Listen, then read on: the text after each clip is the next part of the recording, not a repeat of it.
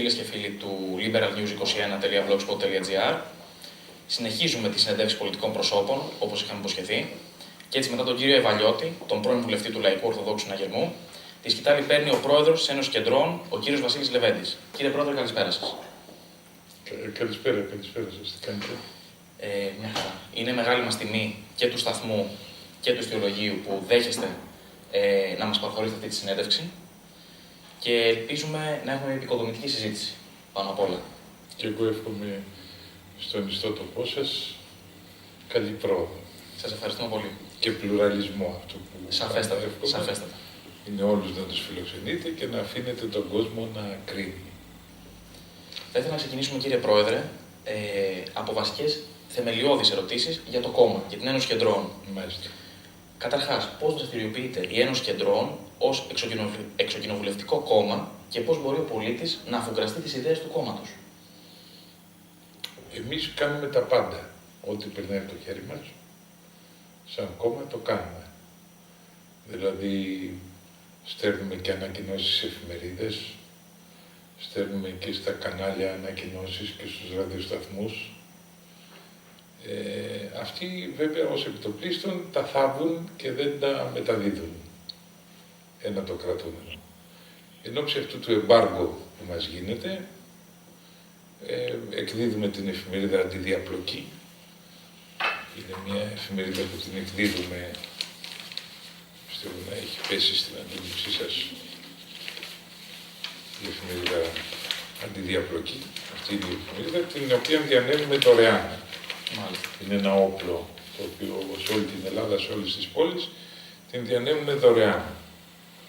Επίσης, έχουμε και 2 φορές την εβδομάδα εκπομπή στο Έξτρα, Σάββατο βράδυ, μετά τις 12 και Δευτέρα πρωί, 6.30 με 7.30, πριν πάει ο κόσμος σε δουλειά. Δύο εκπομπές έχουμε στο Έξτρα εβδομαδιαίως. Ζωντανές, ναι. Επίσης, έχουμε κάνει και ιντερνετικό κανάλι. Όταν μπαίνετε στο www.antidiaploki.gr, έχουμε κάνει web TV. Όπου προβάλλονται οι εκπομπές. Όπου προβάλλονται οι εκπομπές, όχι μόνο αυτές του Έξτρα. Μιλάω και σε ραδιόφωνα της Υπέθρου, σε κανάλια της Υπέθρου, όλα τα βάζουμε. Δηλαδή μπαίνοντας στο Antidiaploki.gr, όχι, καταρχάς μην κάνουμε λάθος. Στο Web TV κάνουμε κάθε βράδυ εκπομπή, μετά τις 9 μέχρι τις 12, κάνουν οι συνεργάτες μου, όχι εγώ εκεί πάντα, εκπομπή, ζωντανή. Αλλά την βλέπουν μόνο όσοι έχουν ίντερνετ. Στο Antidiaploki.gr πατάνε Web TV. Web TV και γίνεται ζωντανή εκπομπή. 3 περίπου κάθε βράδυ. Μάλιστα. Εκπομπή συνεργατών που μπορεί να μετέχουν με ερωτήσεις οι τηλεθεατές. Καταλάβατε. Και όλες τις εκπομπές που κάνουμε τις βάζουμε στο Daily Motion του Antidiaploki.gr. Συνεργαζόμαστε με το Daily Motion και τις βάζουμε και μπορείτε να δείτε και ενός έτους παλαιές. Όλο το αρχείο δηλαδή των εκπομπών που κάνουμε σε όλη τη χώρα, ραδιοφωνικών και τηλεοπτικών, τις βάζουμε στο Antidiaploki.gr. Επομένως, κυρίως μου απαντάτε μέσω του ίντερνετ και μέσω της εφημερίδας του κόμματος. Μπορείτε να επικοινωνήσετε με τον κόσμο. Και μέσω των ραδιοφώνων των επαρχιακών, που ορισμένα είναι πλουραλιστικά και μας φιλοξενούν. Γιατί οι άλλοι, σας επαναλαμβάνω, μας κάνουν εμπάργο. Δεν ξέρω το λόγο του εμπάργο. Έχω μάλλον εκτιμήσει και το έχω πει και στον κόσμο, ότι εξαιτίας του ότι έχω αποκαλύψει ότι το 1999 οι μεγαλοκαναλάρχες πρωταγωνίστησαν στο σκάνδαλο του χρηματιστηρίου και επεξαίρεσαν χρήματα από τον ελληνικό λαό, εξαιτίας αυτής της καταγγελίας που έχω κάνει, με στοιχεία, θα σας τα δώσω και εσάς μετά τα στοιχεία να τα έχετε σαν πολίτης που είστε κι εσείς και δημοσιογράφος, εν ώψη αυτών των καταγγελιών προς εκδίκηση εναντίον μας κάνουν εμπάργο. Δηλαδή οι θέσεις μας είναι αυτές που ενοχλούν το κατεστημένο και κομματικό και εκδοτικό. Είναι ξεκάθαρο, σαφές. Και αυτό που μας εμποδίζουν την επαφή με τον κόσμο. Πολύ ωραία. Σε αυτούς τους σταθμούς λοιπόν, που σας επιτρέπουν, σας δίνουν βήμα και δημόσιο λόγο, παρουσιάζεται, θα έλεγα, και θα ήθελα, δεν το παίρνω ως θέση, αλλά θα ήθελα να μου το αναλύσετε, ένα εντός εισαγωγικών μνημονιακό προφίλ. Τάσσετε δηλαδή. Μνημονιακό εμείς. Θα σας το εξηγήσω. Α. Τάσσεστε δηλαδή υπέρ των περικοπών σε ορισμένες κοινωνικές ομάδες και του συμμαζέματος εντός εισαγωγικών του κράτους. Σας ρωτώ ευθέως, η Ένωση Κεντρών αποτελεί μνημονιακό πολιτικό φορέα? Και αν ναι, συμφωνείτε με τα μέτρα που έχουν ληφθεί ως τώρα για την ανόρθωση της οικονομίας? Όχι, από ό,τι θα δείτε, αυτή η εφημερίδα έχει βγει, δεν είναι τωρινή, αυτή είναι πρωινός έτος. Γράφει λοιπόν κάτω, γράφει αυτή η εφημερίδα, μπορούμε ακόμη και τώρα να γλιτώσουμε από μνημόνια και δάνεια. Είπατε προηγουμένως ότι συμφωνώ με τις περικοπές. Δεν συμφωνώ με τις περικοπές. Συμφωνώ με περικοπές όταν το εισόδημα είναι πάνω από 2.000 ευρώ το οικογενειακό. Λέει εδώ μείωση κατά 20% μισθών και συντάξεων δημόσιου και ιδιωτικού τομέα που υπερβαίνουν τα 2.000 ευρώ μηνιαίως. Για ποσά κάτω των 2.000 ευρώ το μήνα δεν προβλέπεται καμία περικοπή. Άρα άνθρωποι που είναι ταχυδρομικοί, εκπαιδευτικοί, γιατροί, στρατιωτικοί που λένε ότι παίρνουν λιγότερο από 2.000, νομίζω όμως ότι μερικοί δεν παίρνουν παραπάνω και κρύβουν τα επιδόματα. Αλλά, εν πάση περιπτώσει, αν είναι μέχρι 2.000 ο μισθός τους, δεν χάνουν ούτε 1 ευρώ από την Ένωση Κεντρών. Είδατε, είναι σημαντικό αυτό. Δηλαδή, θέλουμε να σωθεί η χώρα, αλλά να σωθεί από τους έχοντες και κατέχοντες, όχι από τον λαουτζίκο. Καταλάβατε. Από αυτούς που έχουν ήδη υποστεί τα βάρη, εννοείται. Βέβαια. Διότι από αυτούς δηλαδή που φωνάζανε στο Σύνταγμα ότι τους κόβουνε μισθούς, όσοι είναι κάτω των 2.000 ευρώ δεν χάνουν ούτε 1 ευρώ από την Ένωση Κεντρών. Τώρα, μήπως λένε ψέματα οι σιδηροδρομικοί, ας πούμε, του ΟΣΕ, που λένε ότι παίρνουν 6.000 ευρώ και το κρύβουν και λένε στον κόσμο 1.200, όπως έχουμε και τέτοιες περιπτώσεις. Οι δικαστικοί που λένε παίρνουν 1.200, άκουσα μια κυρία εισαγγελέα που είπε ότι παίρνει ο πρωτοδιόριστος. Εγώ γνωρίζω ότι ο δικαστικός και πρωτοδιόριστος υπερβαίνει τις 3.000 ευρώ. Δηλαδή λένε ψέματα κάποιοι κλάδοι στην προσπάθεια να υπερασπιστούν τον εαυτό τους, όπως λένε ότι ο ΓΕΘΑ παίρνει μόνο 2.300. Δεν παίρνει μόνο 2.300 ο ΓΕΘΑ, τόσος είναι ο βασικός μισθός. Ο μισθός του ΓΕΘΑ, εξ όσων γνωρίζω, είναι 4.000. Ωστόσο, μιλάμε για τον αρχηγό του ΓΕΘΑ. Εντάξει, δεν είναι πολύ σημαντικό πρόσωπο. Ναι, αλλά από τον εσείς προσωπικά έχετε εστιάσει, ναι, είναι η θέση αυτής των Κεντρών, στη μείωση του μισθού του Πρόεδρου της Δημοκρατίας, κάτι το οποίο έχει μεγάλη λαϊκή απήχηση. Των κομμάτων, τα χρήματα των κομμάτων να εξαλειφθούν καθόλου, του Πρωθυπουργού, των βουλευτών, των Μητροπολιτών, των εχόντων, όπως είπατε, των δημάρχων, όλων αυτών. Αλλά και ο ΓΕΘΑ, ας πούμε, που είναι ένας και παίρνει 4.200 που εγώ έχω διασταυρώσει, δεν θα πεθάνει άμα πάρει 3. Ίσα-ίσα θα συμβάλλει, θα το έχει καμάρι του, ότι ο ηγέτης του στρατεύματος βοηθάει και αυτός με 1.000 ευρώ το κράτος να σηκωθεί. Μάλιστα. Δεν είναι κακό. Αλλά είναι κακό που λένε ψέματα. Λένε μόνο το βασικό τους ότι παίρνουν. Αυτό δεν είναι τίμιο. Να λένε μόνο το βασικό. Έτσι δεν είναι. Θα σας ρωτήσω τώρα, η τρίτη ερώτηση είναι σχετική. Ποια είναι τα περίφημα 9 σημεία της Ένωσης Κεντρών? Για το μνημονιακό που ρωτήσατε, να μην αφήνουμε αδιευκρίνιστο. Βεβαίως, ναι. Εμείς πιστεύαμε και είναι η θέση μας, ότι αν κοπούν τα προνόμια της κοινωνικής ελίτ, τα δύο κόμματα Πασόκ και Νέα Δημοκρατία με τη 40χρονη διακυβέρνηση έχουν δημιουργήσει μια ελίτ. Ποια ελίτ? Τους 1.700 της Βουλής που είναι αργόμιστοι στη Βουλή. Εγώ δεν ζητούσα εξίσωση των μισθών τους με τους υπολείπους δημοσίους υπαλλήλους. Εγώ ζητούσα απόλυση από τη Βουλή των συγγενών των βουλευτών και την αργόμιστη. Δεν προσέρχονται. Δηλαδή από τα 1.700 άτομα της Βουλής ζήτημα να δουλεύουν 100-110.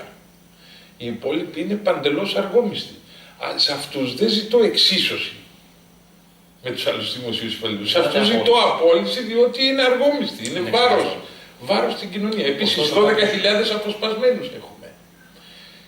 σε κόμματα, σε υπουργεία, στη Βουλή, σε διάφορα γραφεία, αποσπασμένοι. Αυτοί οι αποσπασμένοι πληρώνονται εις βάρος του κράτους, δεν προσφέρουν τίποτα. Με συγχωρείτε κύριε Πρόεδρε, στο σημείο αυτό όμως να σας πω ότι κάποιος πολίτης εύλογα θα έκανε την ερώτηση, θα σας την έθετε Ναι. ευθέως. Το μεγάλο και αδιφάγο δημόσιο, όπως λέμε καθημερινά, δημιουργήθηκε από ανθρώπους οι οποίοι διορίστηκαν από πολιτικά πρόσωπα. Ναι. Εάν λοιπόν ξεκινήσουμε από τους υπαλλήλους της Βουλής, θα ήταν κοινωνικά δίκαιο να διώξουμε τουλάχιστον πολλές χιλιάδες ακόμα δημοσίους υπαλλήλους. Αυτό. Στους δημοσίους υπαλλήλους ποια Αυτή τη χρονική η περίοδο. θέση της Ένωσης Κεντρών. Με συγχωρείτε, θα επανέλθω. Η ερώτηση είναι συγκεκριμένη. Σε αυτή την περίοδο της ύφεσης, της ανεργίας και της διάλυσης του κοινωνικού ιστού της χώρας, όπως έχετε επαναλάβει πολλές φορές, θα ήταν έξυπνη κίνηση να γίνουν τέτοιες κινήσεις. Ακούστε, δεν ζητώ την απόλυση δημοσίων υπαλλήλων που εργάζονται, ζητώ την απόλυση αργομίσθων. Στη σημερινή Ελλάδα, αν διατηρήσουμε την αργομισθία, δηλαδή αν μπορώ εγώ σαν αρχηγός κόμματος να διορίζω ανθρώπους που δεν προσέρχονται παρά τους πηγαίνει ο ταχυδρόμος μόνο το μισθό, αυτό μην μου το λέτε εργασία. Αυτό είναι βαρβαρότητα. Επί χρόνια που συνέβαινε να παίρνουν το μισθό τους χωρίς να εργάζονται. Αυτό είναι καταρχάς οικονομικό έγκλημα. Είναι. Σαφώς. Το να παίρνει ένας εργαζόμενος το μισθό του χωρίς να προσέρχεται. Νομίζω ότι το πρώτο που πρέπει να κάνουμε είναι να ζητήσουμε τις τελευταίες δεκαετίες όλοι οι εργαζόμενοι, οι μισθοδοτούμενοι από το δημόσιο και από τους Δήμους και από τις ΔΕΚΟ, τι κάνανε όλα αυτά τα 10 χρόνια, να κρίνουμε αν εργαζόντουσαν ή όχι, με βάση μαρτυρίες, και να διατηρήσουμε την εργασία για όλους που απέδιδαν και ίδρωναν και να διώξουμε το καρκίνωμα των αργομίσθων. Εγώ τους αργόμισθους, επιτρέψτε μου, δεν τους θεωρώ εργαζομένους. Τους θεωρώ καρκίνωμα. Είναι σαφές και θα επανέλθουμε. Και δεν αισθάνομαι καμία υποχρέωση να αγωνιστώ για τη διατήρηση τέτοιων αργομιστικών θέσεων. Και στη Βουλή, αν σας είπα που ζητώ απόλυση, σας είπα, έχω ελέγξει ότι 110 μόνο εργάζονται. Είναι αυτοί που κάνουν φωτοτυπίες, οι στενογράφοι, αυτοί που κανονίζουν τα μικρόφωνα κτλ. Οι υπόλοιποι είναι όλοι αργόμιστοι. Είναι, ο Πολύδωρος έχει τις κόρες του, ο Σιούφας έχει την κόρη του, ο Γιώργος Παπανδρέου έχει βάλει 40, ο Καρατζαφέρης έχει βάλει 8 μέσα στη Βουλή. Ο Καρατζαφέρης τώρα είναι απ' έξω, αλλά τη βρώμα του μας την άφησε. Το πρόβλημα όμως είναι ότι το επιτρέπει η νομοθεσία, κύριε Πρόεδρε. Ακούστε, εγώ στην νομοθεσία δεν με νοιάζει τι λέει. Για μένα το ότι είναι νόμιμο δεν έχει καμία σημασία. Σαφώς, το ότι είναι ηθικό μετράει για μένα.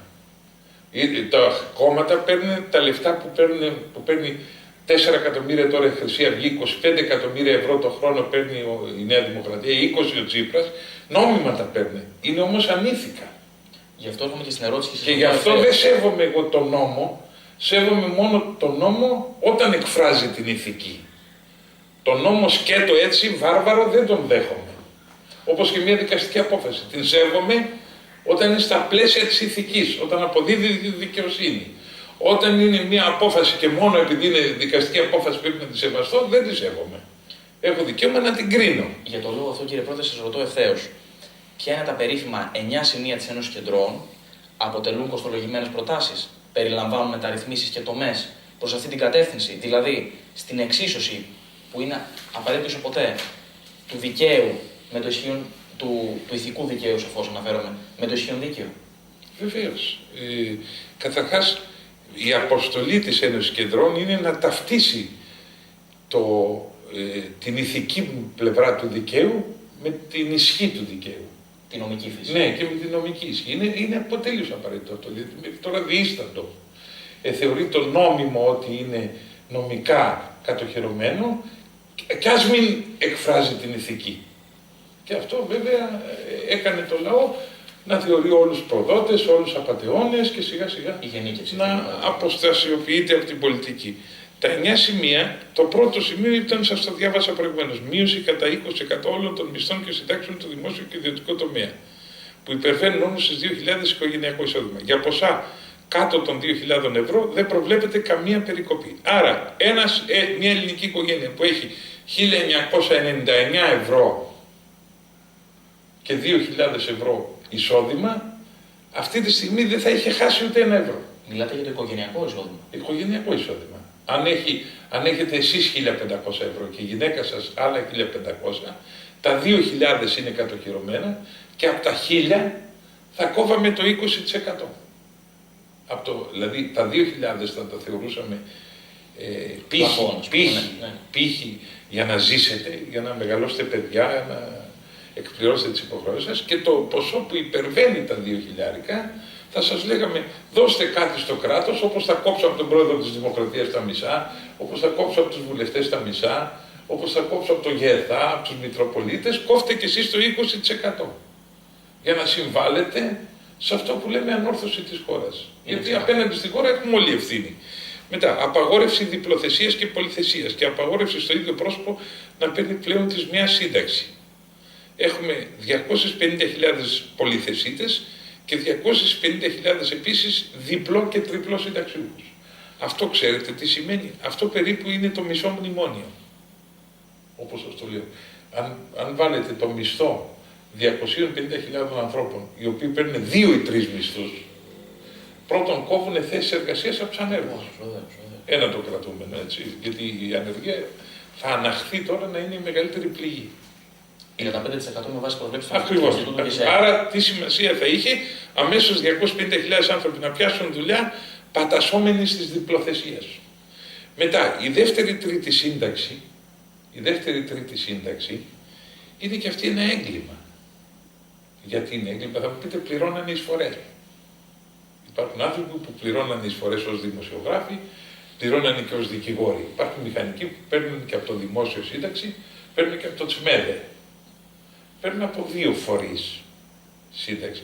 Όταν η μία σύνταξη είναι πάνω από 1.000 ευρώ, ζητάει η Ένωση Κεντρών να κοπεί η δεύτερη. Μάλιστα. Όχι άμα είναι 300 ευρώ ή 400, εκεί θα την πάρετε και τη δεύτερη. Δηλαδή αν έχετε 2 συντάξεις που είναι κάθε μία από 400 ευρώ, δεν θα σας κόψουμε καμία σύνταξη, αλλά όταν η μία σας σύνταξη, η πρώτη, υπερβαίνει τα 1.000, θα σας κόψουμε τη δεύτερη και την τρίτη σύνταξη. Ξέρετε τι, επειδή είναι 250.000 περιπτώσεις των πολυσυνταξιούχων, τι σημαίνει αυτό? Ότι θα υπήρχε ανακούφιση των ασφαλιστικών ταμείων άμεση. Και δεν θα χρειαζόταν επιδότηση από το κράτος, γιατί τα ασφαλιστικά ταμεία, ξέρετε, περί το τέλος του έτους ζητούν επιδότηση από το κράτος. Και δημιουργούμε μια μαύρη τρύπα γύρω στα 1.800 με 2 δις. Είναι η επιδότηση που δίνει το κράτος προς τα ασφαλιστικά ταμεία, συνολικά περίπου, από ό,τι έχω μια εικόνα. Αμέσως 2 δις θα υπήρχε ανακούφιση εκ της πατάξεως των διπλών και τριπλών συντάξεων. Επομένως, μια κίνηση καλή για το παρόν, για εξοικονόμηση πόρων, και για το μέλλον. Είναι η πάταξη της πολυθεσίας και απαγόρευση δεύτερης και τρίτης σύνταξης. Πλέον τούτου στην Αυστραλία υπάρχει το στοιχείο ότι όταν εσύ έχεις λεφτά στην τράπεζα ή έχεις νίκια πάνω από $3.000, σου κόβουν τελείως τη σύνταξη. Η Αυστραλία δεν είναι κομμουνιστικό κράτος. Φιλελεύθερο και μάλιστα νεοφιλελεύθερο θα έλεγα. Προς τις απόψεις Μάνου και Μητσοτάκη κινείται. Επομένως, όταν έχεις εσύ λεφτά στην τράπεζα και παίρνεις από τόκους 3.000 ευρώ το μήνα, γιατί να αφαιρείς και 1.500 ευρώ από τη σύνταξη, αφού έχεις να ζήσεις? Δίνουν δηλαδή εκεί στη σύνταξη το νόημα της επιδότησης για να περάσεις στα στερνά σου και όχι το νόημα της ανταπόδοσης επειδή έδινες εισφορές. Μάλιστα. Καταλάβετε, γενναίο και αυτό που επαγγελόμεθα, γιατί όλα αυτά συγκρούνται με κοινωνικές ομάδες τώρα. Αυτό ήταν η επόμενη ερώτηση. Η απαγόρευση της διπλοθεσίας αμέσως θα κάνει 250.000 οικογένειες να μην ψηφίσουν Ένωση Κεντρών. Η απαγόρευση της δεύτερης τρίτης σύνταξης θα κάνει άλλους 250.000 οικογένειες να μην ψηφίσουν Ένωση Κεντρών. Αλλά πώς θα υπάρξει λύση στο οικονομικό αν δεν συγκρουστούμε με βολεμένες κατηγορίες? Σαφέστατο. Και αν δεν συγκρουστούμε με βολεμένες κατηγορίες, αυτό κάνει ο Παπανδρέου και ο Βενιζέλος και ο Σαμαράς, δεν συγκρούνται με πολυθεσίες, δεν συγκρούνται με δεύτερη-τρίτη σύνταξη και τι κάνουν? Κόβουν και στον αγρότη τα 400 ευρώ. Δηλαδή, αν δεν κόψεις εδώ το λίπος, θα αναγκαστείς μετά για να μειώσεις τα ελλείμματα, γιατί το ζητούμενο είναι η μείωση ελλείμματων. Θα αναγκαστείς να κατέβεις πιο κάτω, στα 700 ευρώ και να του κόψεις τα 200. Και αυτό είναι απάνθρωπο. Και αυτό το ονομάζουμε μεταρρύθμιση. Ακριβώς. Ναι, γι' αυτό σας είπα, αυτό το δεύτερο άρθρο είναι το μισό μνημόνιο. Και λέμε κόψιμο της σύνταξης για όσους διαθέτουν υψηλά εισοδήματα και εννοούμε πάνω από 3.000 ευρώ μηνιαίως. Μεταθέσπιση φόρου υπεραξίας της αγοραπολισίας γης και διαμερισμάτων. Επί της διαφοράς μεταξύ τιμής πώλησης και τιμής αγοράς. Δηλαδή, αν εσείς αγοράσατε ένα διαμέρισμα 100.000 ευρώ προ 15 ετών, 100.000 ευρώ, και πάτε τώρα και το πουλήσετε 250.000. Τώρα, δεν πληρώνετε καμία υπεραξία. Καρπούστε όλο το ποσό εσείς. Στο εξωτερικό. Με συγχωρείτε, πρόεδρε, δεν κάνω λάθος, αυτός ο νόμος προϋπήρχε. Δεν ισχύει πάντως σήμερα. Σήμερα όχι, καταργήθηκε από την κυβέρνηση του κ. Παπανδρέου. Δεν ξέρω από ποιον καταργήθηκε. Πάντως από εδώ το κράτος περιμένει. Πώς? Δεν είχε αποφέρει πολλούς πόρους. Και ειδικά τώρα που δεν γίνονται αγοραπολισίες ακινήτων, ναι. Πώς θα υπάρξει ουσιαστική εξοικονόμηση πόρων. Αυτό είναι το ερώτημα. Ναι, αλλά εγώ γνωρίζω άνθρωπο που είχε αγοράσει 60 εκατομμύρια δραχμές στην Κηφισιά οικόπεδο και τώρα το πούλησε 44 εκατομμύρια ευρώ. 60 εκατομμύρια, τα 60 εκατομμύρια είναι 180.000 ευρώ. Και το πούλησε 44 εκατομμύρια ευρώ. Να τα τσεπώσει όλα, να μην βάλει τίποτα το κράτος στην τσέπη του. Δηλαδή, αν μπορούμε και από εδώ να πάρουμε 1-1,5 δις και λέτε τώρα που είναι νεκρωμένα όλα. Και αν αύριο ξαναξεκινήσει να μην εισπράττει το κράτος κάτι, να ξαναφτάσουμε στην πτώχευση. Τα μέτρα μας δεν αποβλέπουν μόνο να γλιτώσουμε τώρα την πτώχευση. Αποβλέπουν και τις Ένωσης Κεντρών τα μέτρα να βάλουν και τα θεμέλια για να μην ξαναπάμε σε ανάλογα φαινόμενα μελλοντικώς.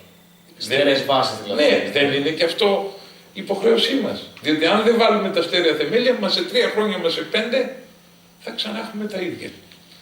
Λοιπόν, αύξηση του φόρου μεγάλης ακίνητης περιουσίας και του φόρου κλίμακας για έσοδα από ενοίκια σε οικογενειακές μερίδες διαθέτησης πλέον των 3 κατοικιών και αυστηροποίηση της πόθεν αίσθησης για τις περιπτώσεις αυτές. Δηλαδή, όταν ένας έχει πάνω από 3 σπίτια, αυτός δεν πρέπει να πληρώσει κάτι. Δηλαδή, το κριτήριο του πολλά σπίτια δεν δείχνει έναν πλούσιο άνθρωπο. Ένας που έχει 15 σπίτια, αν γιατί ακούω ο Καρατζαφέρης έχει 40 σπίτια, ο Αλαμπάνος έχει λέει 55 σπίτια. Αυτός πρέπει να πληρώνει το ίδιο με μένα, που έχω ένα. Είναι κοινωνικά άδικο. Αυτό. Εδώ λοιπόν να βάλουμε κάτι, να εισπράξει το κράτος κάτι. Αυτό ζητήσαμε. Και να αυστηροποιηθεί το πόθεν έσχες. Λες στην πρώτη κατοικία να μην υπάρχει πόθεν έσχες, ούτε στη δεύτερη. Αλλά πας να αγοράσεις την 4η, την 5η, την 12η κατοικία. Πρέπει να σου πει, έφερος, έλα εδώ χριστιανέ μου, πού βρήκες εσύ τα λεφτά, άλλοι δεν κατορθώνουν. Να λειτουργεί το πόθεν έσχες. Το πόθεν έσχες αυστηρότερα από την 3η κατοικία ιδιαίτερα και μετά. Μετά κατάργηση της χρηματοδότησης των κομμάτων από το κράτος και κατάργηση όλων των προνομίων των βουλευτών. Αυτό είναι ξεκάθαρο. Ναι, αυτό δεν είναι μεγάλο, τα 60 εκατομμύρια το χρόνο παίρνουν τα κόμματα. Δεν είναι τεράστιο το ποσό. Τα προνόμια όμως των βουλευτών είναι πολύ μεγάλα.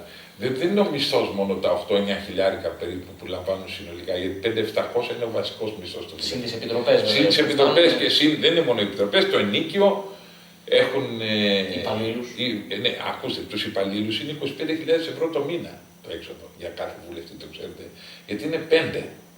Οι συνεργάτες κάθε βουλευτή είναι 5.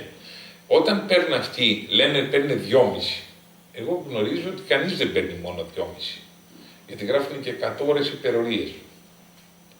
Λοιπόν, αυτοί πλησιάζουν τις 4.000 ευρώ μηνιαίως. Το ασφάλιστο και επί 5 πάει 25.000 ευρώ το μήνα.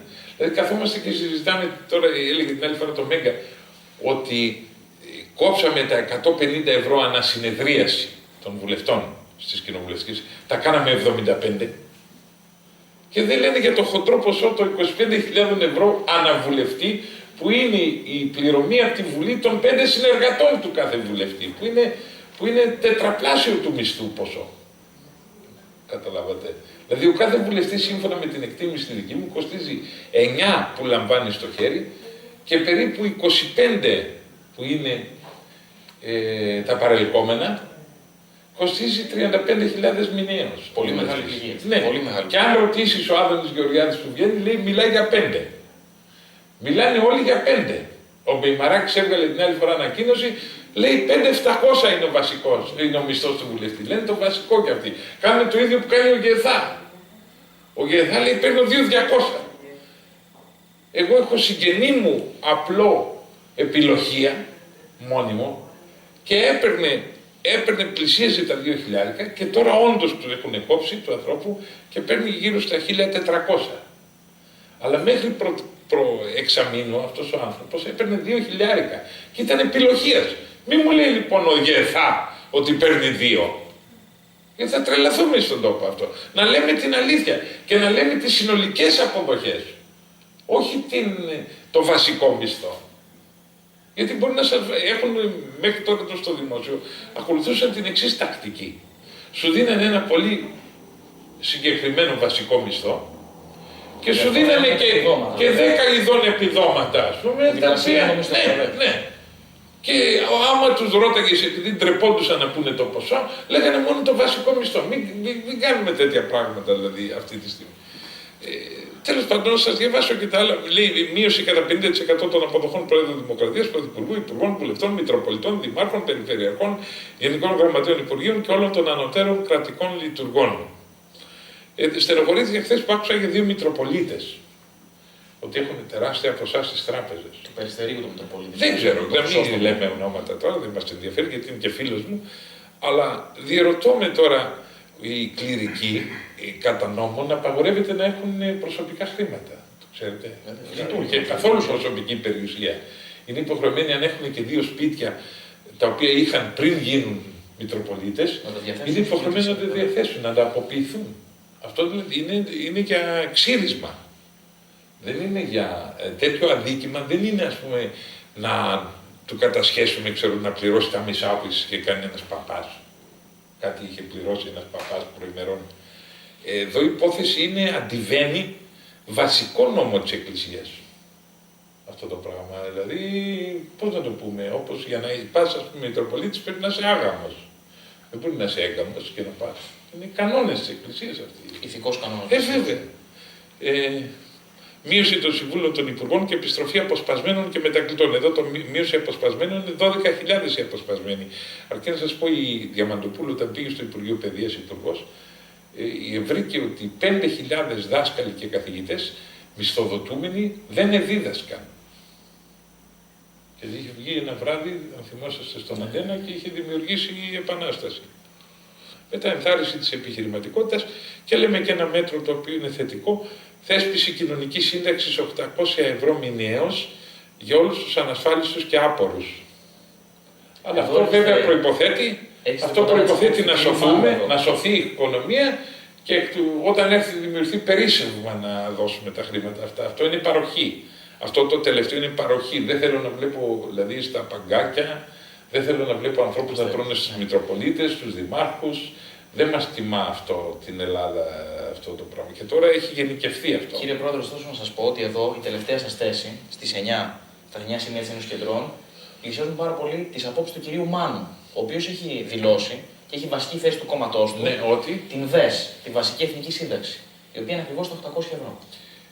Ναι, τη βασική εθνική σύνταξη. Το θέμα όμως ότι ο κύριος Μάνος, επειδή είναι κόμμα τροποτινά δεξιό κόμμα και σαν δεξιό κόμμα υποτίθεται ότι είναι κάπως υπέρ της εργοδοσίας παραπάνω, υπέρ της ελεύθερης διακίνησης κεφαλαίων, είναι υπέρ κάποιας ασυδοσίας στην κίνηση του χρήματος. Έτσι δεν είναι. Τα κόμματα τα δεξιά κόμματα, τα φιλελεύθερα κόμματα πιστεύουν ότι η οικονομία θα λειτουργούσε καλύτερα αν αφινόταν ελεύθερος ο εργοδότης, στο να απολύει πιο εύκολα, στο να... Αυτό μπορεί και από την ιδεολογία βέβαια. Ναι. Πώς θα βρει, μπορεί να το λέει, αλλά πώς θα βρει χρήματα όταν δεν κάνει τίποτα από τα άλλα. Γιατί εμείς κάνουμε, είδατε, συγκρούμαστε με τόσες βολεμένες κατηγορίες για να κάνουμε ταμείο να μπορώ να δώσω στο φτωχό. Ο κύριος Μάνος, χωρίς να κάνει ταμείο από πουθενά, δίνει μια ξερή υπόσχεση που είναι σίγουρα ψεύτικη. Γιατί πρεσβεύει ένα σύστημα ασυδοσίας των εργοδοτών. Εγώ είμαι υπέρ του εργοδότη, αλλά όχι υπέρ της ασυδοσίας. Δηλαδή έχει και ο εργάτης μια θέση στην κοινωνία. Είναι εταίρος, δεν είναι αντικείμενο, δεν είναι αντικείμενο προς εκμετάλλευση ο εργαζόμενος, είναι κοινωνικός εταίρος. Όση αξία στην ψυχή μου έχει ο εργοδότης, αλλά τόση έχει και ο εργαζόμενος. Άσχετο που εγώ σαν Βασίλης Λεβέντης τον εργαζόμενο τον αγαπάω λίγο περισσότερο, γιατί προέρχομαι από οικογένεια βιοπαλαιστών, ας πούμε, και με εργαζόμενο πατέρα, που δύσκολα μας ανέθρεψε 4 αδέρφια. Καταλάβατε. Λοιπόν, κύριε Πρόεδρε, με συγχωρείτε. Για να υποσχεθείς μια παροχή, πρέπει να εκδηλώσεις πρώτα τη γενναιότητα, να συγκρουστείς με τα καρκινώματα και τα βολέματα, για να κάνεις ταμείο να δώσεις. Όταν υπόσχεσαι ότι θα δώσεις, χωρίς διάθεση σύγκρουσης, κοροϊδεύεις.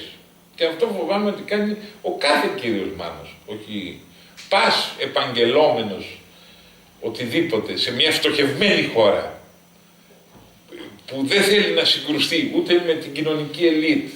Γιατί δεν εισηγείται ο κύριος Μάνος να σταματήσει η χρηματοδότηση των κομμάτων? Γιατί δεν εισηγείται ο κύριος Μάνος οι αποσπασμένοι να επιστρέψουν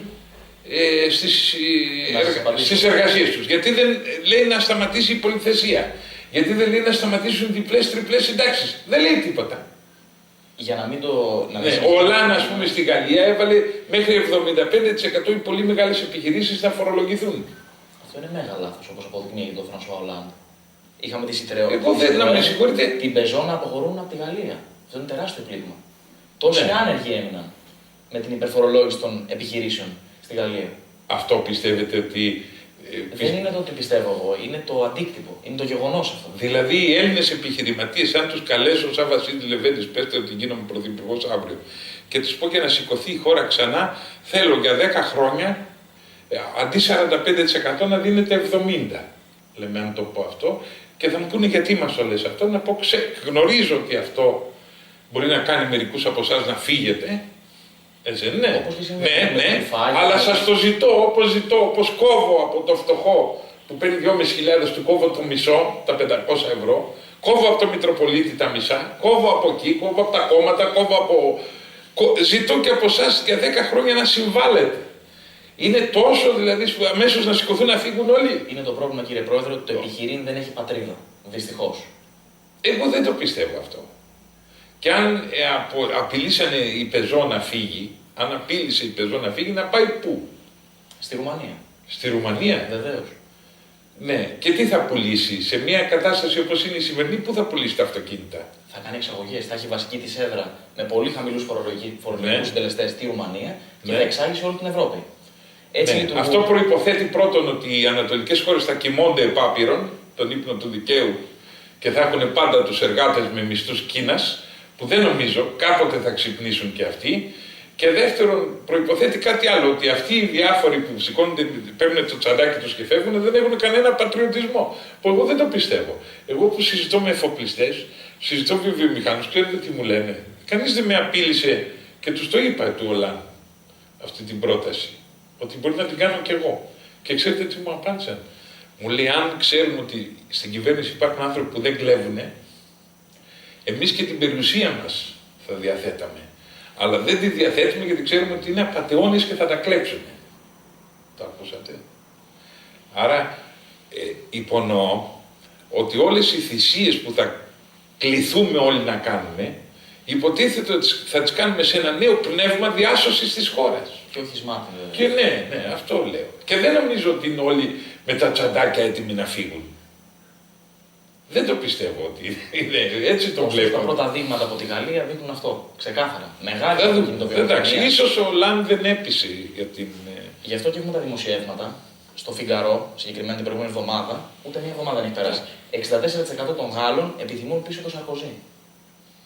Και εκείνος μαντάρα όμως τα είχε κάνει. Έτσι, και τα ελλείμματα είναι τεράστια στην. Μια και ξεκινήσαμε, κύριε Πρόεδρε. Στα κράτη, ξέρετε, εύκολα ψηφίζουμε κάποιον, εύκολα τον γκρεμίζουμε. Γιατί απογοητευόμαστε εύκολα οι λαοί. Και ξεχνούν πολύ εύκολα. Ναι, γι' αυτό. Αλλά εγώ πιστεύω πια ότι θέλει υπέρβαση την εποχή αυτή. Δηλαδή προτάσεις που φαίνονται λίγο σκληρές, όπως και είχα ζητήσει για τις καταθέσεις. Λέω, οι καταθέσεις εξωτερικού, όσοι λεφτά έχουν νομικά πρόσωπα ή φυσικά πρόσωπα, 15% να δώσουν υπέρ της Ελλάδος. Οι καταθέσεις εξωτερικού. Και οι καταθέσεις εσωτερικού 7% είπα. Και έλαβα αρκετά email από φίλους μου, πώς είναι δυνατόν αυτό θα δημιουργήσει αστάθεια στο χρήμα. Στο τραπεζικό σύστημα. Και ένας μάλιστα έστειλε δάσκαλος από το Κιάτο ότι έχω λέει 1.500 ευρώ στην τράπεζα, θα μου πάρετε τα 7%. Και υπολόγισα, για να το λέω πώς θα του παίρνω έτσι. Και υπολόγισα το 1.500 επί 7 και βγήκε 100 ευρώ. Και του λέω ρε δάσκαλε, αν ζητούσα σαν πρωθυπουργός να δώσεις 100 ευρώ δεν θα τα δίνες. Και τι τα θέλω αυτά τα 20 δις που μαζεύονται, γιατί η Ελλάδα έχει 150 δις καταθέσεις. 150. Με το 7% λοιπόν μαζεύεις 8-9 δις. Και τα λεφτά που είναι έξω λένε είναι 200 δις. Με το 15% μαζεύεις άλλα 30 δις. Άρα μαζεύουμε ας πούμε 40 δις. Ξέρετε τι τα ήθελα τα λεφτά αυτά. Επειδή λύγει ομόλογο κάθε 15-20 μέρες, ήθελα μια κυβέρνηση οικουμενική να σχηματιστεί. Δεν πιστεύω πια στο Σαμαρά και ζητώ την παραίτησή του. Ας λέει ότι έκανε επιτυχία και Υπάρχει σχετική ερώτηση παρακάτω. Ναι. Ζητώ την παραίτησή του. Θέλω λοιπόν να ορκιστεί μια κυβέρνηση οικουμενική τεχνοκρατών όπως στην Ιταλία με 8 μόνο υπουργούς και ένα τεχνοκράτη πρωθυπουργό, στον οποίο θα του πούμε να πάει να κάνει νέα διαπραγμάτευση με τους Ευρωπαίους. Όχι τέτοια μεσοβέζικη όπως η χθεσινή που είναι κορσές. Η χθεσινή δεν είναι επιτυχία, είναι δυστυχία. Υπάρχει θα το πούμε ειδικώς, ναι. Λοιπόν, οι χθεσινοί θα λένε μας δίνουν λεφτά αν εκπληρώνουμε τους όρους. Και μας έχουν πάντα ένα μαχαίρι από πάνω μας, την εκπλήρωση των όρων. Και ποιος θα την κρίνει αυτή και σε μια κοινωνία ύφεσης, πώς μπορείς τους όρους να τους εκπληρώσεις απόλυτα. Είναι εκ προημίου βέβαια ότι δεν θα εκπληρωθούν οι όροι. Άρα θα έχουμε μία μόνιμη μάστιγα από πάνω μας, έτσι, μία μάχαιρα επί της κεφαλής μας, ή λήψεις νέων μέτρων ή κυδαιμονία ή... Καλύτερα λοιπόν να ζητούσαμε του συνόλου του πακέτου του ελληνικού προβλήματος αντιμετώπιση. Αλλά για να γίνει αυτό δεν μπορεί να γίνει από αυτούς που μας έφεραν στην πτώχευση, το Πασόκ και η Νέα Δημοκρατία, ο Βενιζέλος και ο Σαμαράς. Μας έφεραν στην πτώχευση τα κόμματά τους. Πώς είναι δυνατόν λοιπόν εις αυτούς να αναθέσουμε τη σωτηρία της πατρίδας? Είναι και γελίο να πηγαίνουν έξω να μας εκπροσωπούν αυτοί που 40 χρόνια διορίζανε, κλέβανε, τρώγανε, πίνανε. Είναι το γελίο του πράγματος. Ζητώ λοιπόν συγκρότηση μιας οικουμενικής κυβέρνησης να αντιμετωπίσει ειδικά αυτό το θέμα της αξιοπιστίας. Γιατί δεν λέει ο Σαμαράς ότι το αποκατέστησε, δεν το αποκατέστησε. Η συμφωνία που έκαναν στο Eurogroup αποδεικνύει ότι καμία εμπιστοσύνη δεν έχουν. Να απέχει, αυτό πρέπει να το πούμε. Και έστω αυτό είναι το έλασον. Η τελική πάντως συμφωνία είναι θα σας ελέγχουμε συνεχώς αν είστε με το πρόγραμμα συνεπείς. Αυτό τι λέει? Ότι δεν μας έχουν καμία εμπιστοσύνη και πρέπει κάθε μήνα να συντάσσετε πόρισμα αν η Ελλάδα είναι συνεπής. Αυτά λοιπόν τα δις, για να ολοκληρώσω, τα 40 δις, 7% από ελληνικές καταθέσεις και 15% από τις ξένες, και βάζω περισσότερο στις ξένες γιατί κάνανε το αμάρτημα να βγάλουν λεφτά στο εξωτερικό, σε μια εποχή που η Ελλάδα τα χρειαζόταν. Γι' αυτό τους διπλασιάζω το κόστος όταν είναι έξω. Λοιπόν, αυτό το κεφάλαιο θα το δίναμε στον Πρωθυπουργό και θα του λέγαμε για 90 μέρες δεν θα έχεις το πρόβλημα, το άγχος, πότε λύγει ή δεν λύγει ομόλογο. Και θα πας να ζητήσεις διαπραγμάτευση με τους ξένους από μηδενική βάση, με σκοπό την οριστική λύση του προβλήματος, εις ποιων βαθμών θα μπορούσαν κάτι να μας χαρίσουν, αλλά να φύγουμε, να λυθεί το μνημόνιο, να λυθεί. Αναφέρεστε σε κούρεμα? Όχι, αναφέρομαι σε απαλλαγή από το μνημόνιο αναφέρομαι. Ομοιάζει λίγο με του Τσίπρα η πρότασή μου, αλλά έχει μία διαφορά. Εγώ την λέω με τα λόγου γνώσεως, ενώ ο κύριος τη λέει μόνο ψηφοθυρικά. Εγώ την εννοώ με στοιχεία και συγκρουόμενος με βολεμένους και με την κοινωνική ελίτ, ενώ ο κύριος ανήκει, ο κύριος Τσίπρας, στην κοινωνική ελίτ. Είναι στο καρκίνωμα των βολεμένων. Δηλαδή μπορεί να μοιάζουν, ξέρετε, πολλές φορές στην πολιτική μοιάζουν οι απόψεις κάποιων ανθρώπων, κάποιων κομμάτων, αλλά μπορεί να είναι τελείως διαφορετική η φιλοσοφία προσέγγισης. Καταλάβατε? Είδατε προηγουμένως και στο Μάνο που μου είπατε. Θέλω και εγώ να παίρνει, ο Λεβέντης θέλω να παίρνει 800 ευρώ ο άπορος, ο έσκατος, θέλει και ο Μάνος. Πώς θέλει όμως αυτός, χωρίς σύγκρουση με τους καλομαθημένους. Άρα δεν θέλει. Λοιπόν το ίδιο και ο Τσίπρας. Ζητάει επαναδιαπραγμάτευση, αλλά λέει μονομερώς δεν αναγνωρίζω. Αν πας στην Ευρώπη και τους πεις δεν σας αναγνωρίζω, θα σου πούνε ας το διάλογο να. Καταλάβατε. Ενώ αν πας και πεις εκπροσωπώ μια χώρα η οποία 40 χρόνια είχε κάποιους αλήτες στην κυβέρνηση, κάποιους απατεώνες που διέφθυραν το κράτος. Αλλά αυτός ο λαός είναι περήφανος και θέλει μια νέα αρχή. Θα μας βοηθήσετε να την κάνουμε. Δεν νομίζω να μην μας παράσχουν χέρι. Εδώ αναγκάζονται άλλωστε κάθε τόσο και μας πληρώνουν, ενώ δεν είναι καθόλου σίγουρο ότι θα πάρουν ποτέ τα λεφτά τους πίσω. Πέστε μου, αυτοί που μας δίνουν χρήματα, κατηγορούσαμε τόσο καιρό τους Γερμανούς, ο Στοκογλύφος, ο Τράγκας, δεν κάνει εκπομπές. Μέρκελ και έτσι και αλλιώς. Ωστόσο στο δανεισμό να ναι, η Μέρκελ όμως 40 δις φρόντισε να χαριστούν εχθές. 120 έχουν δώσει μέχρι στιγμής από το μνημόνιο από το 9. Θα πάρουν ποτέ τους τίποτα. Πέραν των όσων χρωστάγαμε όλο το διάστημα, και αυτό είναι πολύ σημαντικό.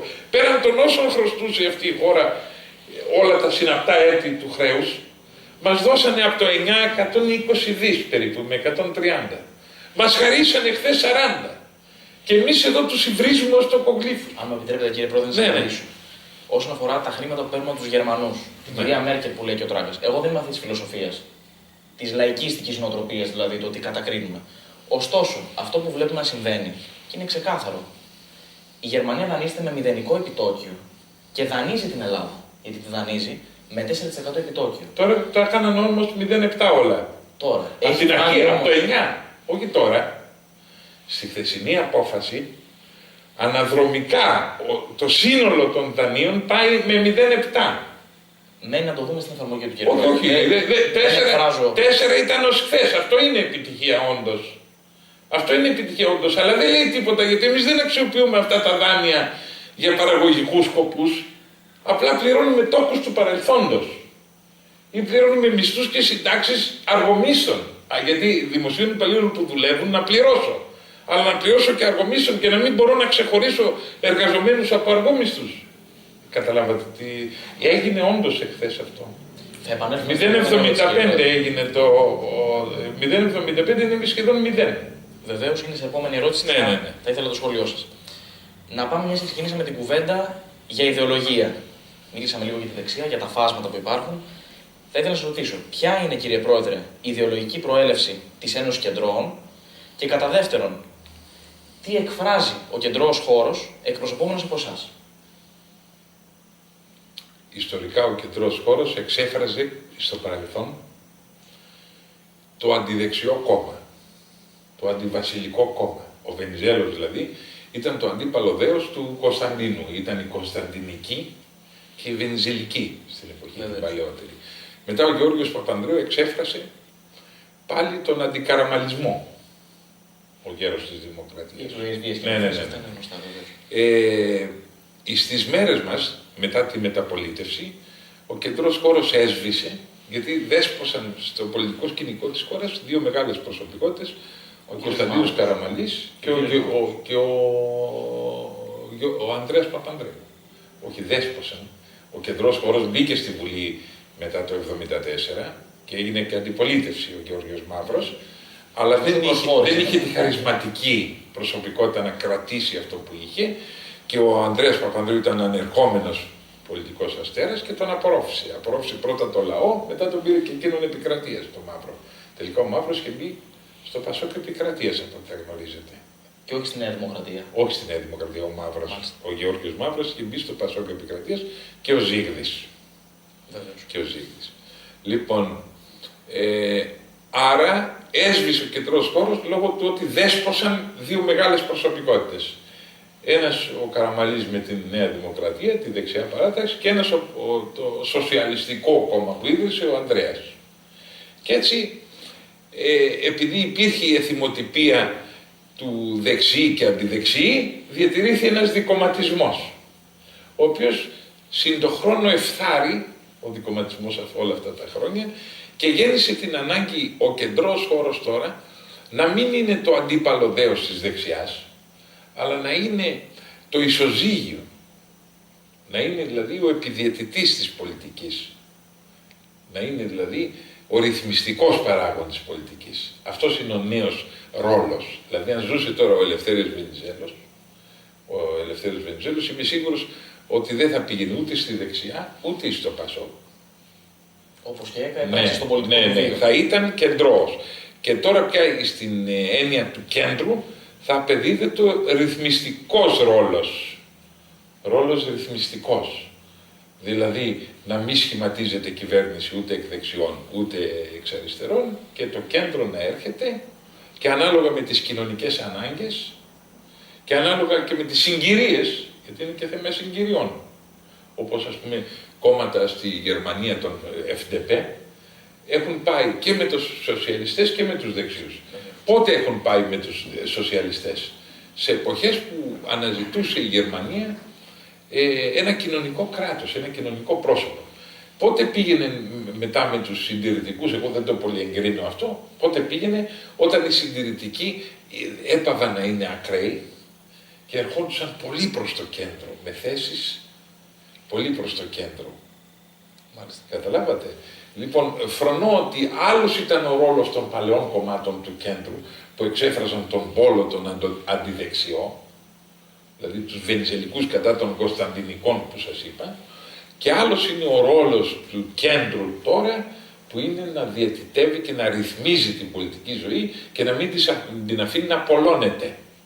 Γιατί οι πολλώσεις πότε δημιουργούνται, πότε είναι μεγάλες και ερεθιστικές, όταν το κέντρο είναι μικρό. Όταν το κέντρο είναι μικρό και ισχνό, οι πολλώσεις είναι και συχνές και οξύτατες.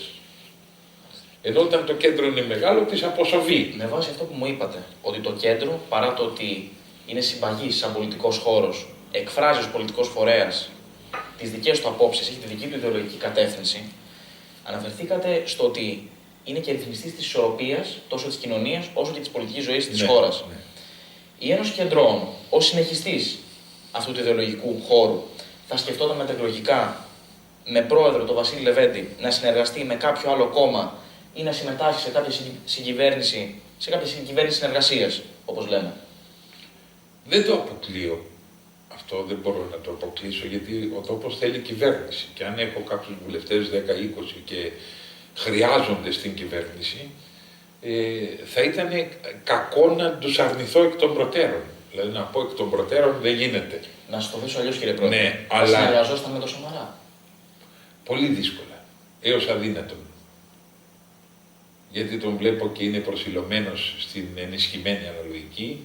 Δεν θέλει την απλή αναλογική, το θεωρώ πολύ ουσιώδες κριτήριο της απλής αναλογικής. Η άμεση έκφραση λαϊκής κατηγορίας είναι αυτή. Βλέπω ότι οι βουλευτές του είναι όλοι Παναγιωτόπουλος, Λικουρέντσος, Αβραμόπουλος, είναι δηλαδή της παλαιάς καραμαλικής φρουράς. Δεν έχει διαλέξει τεχνοκράτες, ικανούς κλπ.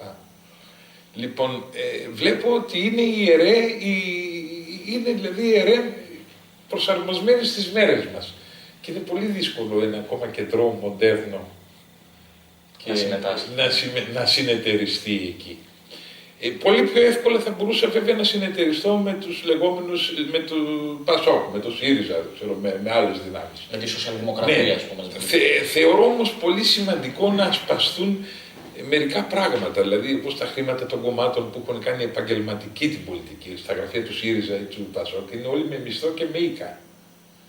Εγώ θέλω στα γραφεία των κομμάτων να είναι εθελοντές και όχι με μισθό και με οίκα. Καταλάβατε, γιατί πιστεύουν τότε. Εδώ το Πασόκ όταν προσλαμβάνει υπαλλήλους βάζει αγγελίες στις εφημερίδες. Επιτέλους δεν πρέπει να προσλαμβάνεις ανθρώπους με στοιχειώδη ιδεολογική προσέγγιση με σένα. Λοιπόν, μετά είδα οι εργαζόμενοι στο Πασόκ με τους 2-3 μήνες που δεν τους πληρώσανε, πήγαν και κάνανε καταγγελίες αμέσως. Επιτρέψτε με σε αυτό το σημείο να κάνω λίγο το συνήγορο του διαβόλου. Ναι. Όπως λέει ο κύριος Μάνος, που είναι το σλόγγαν της δράσης, πολίτες όχι πελάτες. Ναι, πολίτες και όχι πελάτες. Αλλά και πολίτες θέλοντες, όχι μισθοδοτούμενους. Δηλαδή μισθό παίρνεις από τη δουλειά σου. Το κόμμα δεν το θεωρώ δουλειά. Ακόμη και η δακτυλογράφος. Είναι τρόπο ζωής ωστόσο ένα κόμμα. Πώς? Το οποίο εκφράζει ιδεολογικά. Τρόπο ζωής το κόμμα. Τρόπο ζωής είναι. Όταν ενσαρκώνει ιδέες αγνές. Ναι. και ανώθευτες, Ναι. που δεν έχουν εκμαυλιστεί από ορισμένους ανθρώπους, Ναι. όταν η πολιτική σκέψη και ο ορθός λόγος δεν έχουν εμπεριστατωθεί στο λόγο ενός ανθρώπου Ναι. ή μιας ομάδας ανθρώπων που το κάκο μεταχειρίζονται, Μάλιστα. τότε αποτελεί ιδέα αγνή. Συμφωνώ. Αλλά και πρέπει να πληρώνεσαι γι' αυτό. Με αυτό εννοώ- δεν συμφωνώ. εννοώ αυτό, όχι, όχι, σαφώς. Όταν ζητώ την κατάργηση της χρηματοδότησης των κομμάτων, βλέπω δεν μιλάει κανείς. Δεν μιλάει κανείς. Ζητώ την κατάργηση της χρηματοδότησης των κομμάτων. Άρα, για το με ρωτήσατε αν μπορώ να συνεργαστώ. Αν ο Βενιζέλος μπορεί να λειτουργήσει το ΠΑΣΟΚ χωρίς κρατικά χρήματα και χωρίς τους 5 συνεργάτες